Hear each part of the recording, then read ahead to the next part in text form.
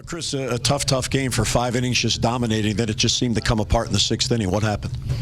You know, throughout the game, I made a lot of good pitches, and later on in the game, I made some pitches out over the plate, especially with runners on base. And they needed to be a little better there, especially to start the inning with. You know, get that first guy out, and I feel like it's a completely different ball game. You know, but other than that, they hit them hard. You can't defend some of those balls that happen later, and you know, you try to make pitches and keep your defense in it, and then let them hit the ball. And everyone knows what our defense can do, but when that kind of stuff happens, you can't defend it.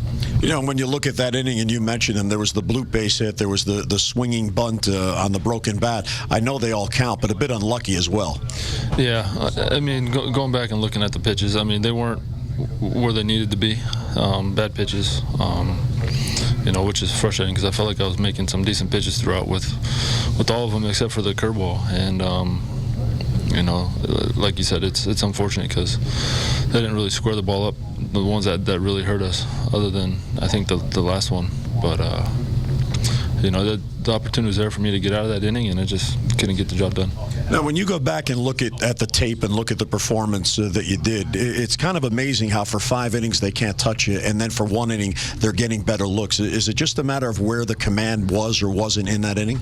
You know, I don't think so. I think if, you know, that pop-up, if it 10 feet to the right, we catch it. You know, if that ball's back to me, like you said, the swinging bunt, if that's back to me or right at Chris, and it's a different ball game. You know, I think it's just unfortunate, but you know, at the same time, got to be better, got to make better pitches.